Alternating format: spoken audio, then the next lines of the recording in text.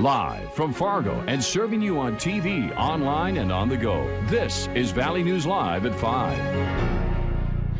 A child is recovering tonight after being hit by a vehicle in Jamestown. It happened yesterday as emergency crews responded to the incident just south of Lincoln Elementary School.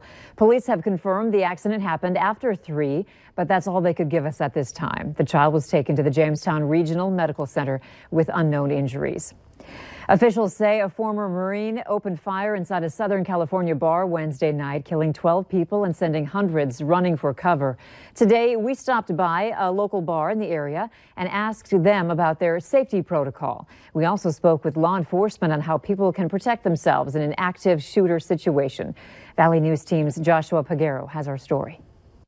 Pete Sabo, owner of the Bison Turf, says customer safety was an afterthought. That's until Wednesday night's deadly shooting in California. With the kind of protection we got at the door, there's very little risk here. Sabo says his employees can spot unordinary behavior. Our bartenders look out for lots of different signs, or our bouncers look for all kinds of different signs of people coming in if they're overly nervous. But what do you do if someone shows up with a gun with the intent to harm people? Law enforcement has a few tips. The first thing law enforcement recommends that you do in an active shooter situation is to try to run away. If you can't run away, then you should hide. And if you can't hide, well, then defend yourself.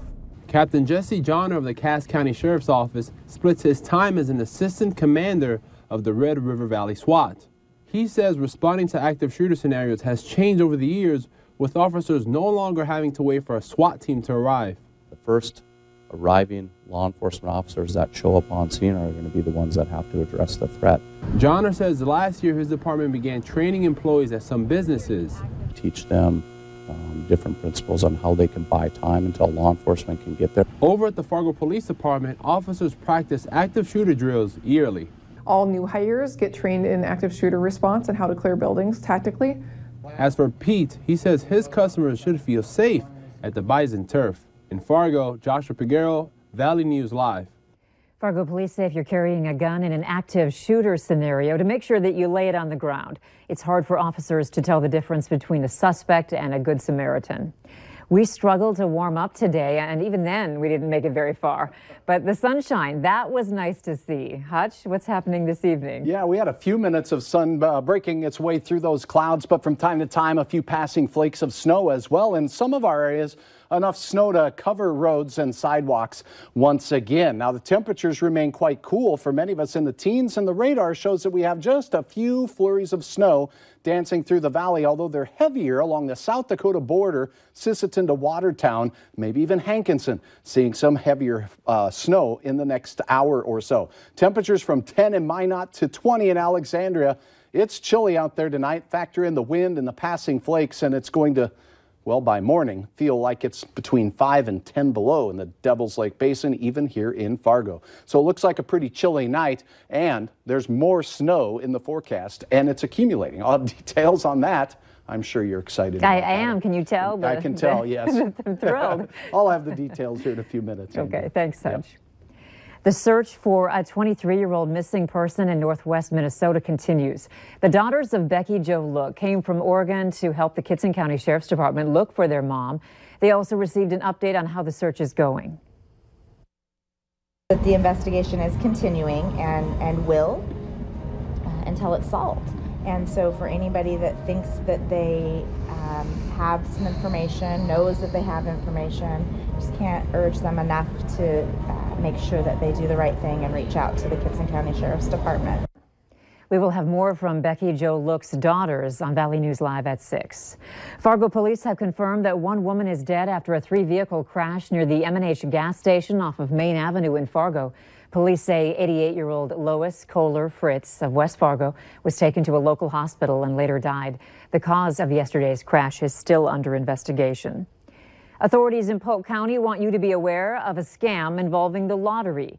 The sheriff's office says they've received complaints about it. Apparently, the caller claims to be from the Florida lottery and is telling people they have won $8 million. Then the caller asks for a $1,400 processing fee, saying they need to send it before they can collect their winnings. Polk County authorities are reminding you not to give out your personal or banking information.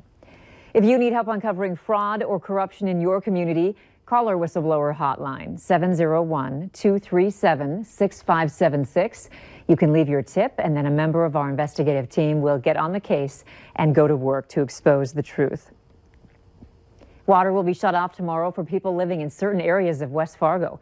It's happening from 8 a.m. to noon. The water will be shut off along Golden Spike Road, Horseshoe Circle, Hidden Circle, and other connecting roads. Construction crews on Cheyenne Street will be finishing water tie-ins for that project, which overall will improve traffic safety and efficiency on Cheyenne Street. There's been some confusion as to what to do while driving through one North Fargo road construction project. Take a look at this map. A city official says too many people are incorrectly turning left onto 7th Avenue trying to go north, which has caused several traffic backups. Officials say you should turn left onto 10th Street North instead. Work will continue on the south end of that project throughout the next week. Former Vikings player and founder of Lead the Way Foundation, Chad Greenway, was in Fargo to visit with kids and their families at Sanford Children's Hospital. Organizers say the kids were all smiles as they got a once-in-a-lifetime opportunity to spend time with the former Vikings great. When we were coming into the city, into town today, I called Nate White and said, hey, I want to stop in, want to have a chance. We're going to be in town. Want to stop over to the Children's Hospital and make sure we can see some kids and just really take advantage of the relationship I have had with Sanford for years, and then just obviously come out and see some kids and hopefully put a couple smiles on some kids' faces. Greenway established his foundation in 2008 with the purpose of providing seriously ill and physically challenged children throughout the Midwest with daily support and life-changing experiences. Sanford Roger Maris Cancer Center began its expansion today and unveiled its new infusion center. The new center is now located in the emergency department at the Sanford Broadway location. The new space features 40 infusion rooms, up from the previous 30 rooms. This relocation is part of an overall expansion and renovation of the cancer center to accommodate increasing patient volumes. We've been working out of a space that is much too small, so we're just really excited to have more space. We're going to be much more efficient and be able to see more patients and just improve our care over all of our patients.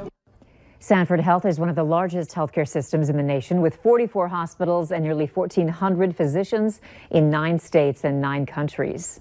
EHP CrossFit is teaming up with the YWCA to empower women through health and fitness.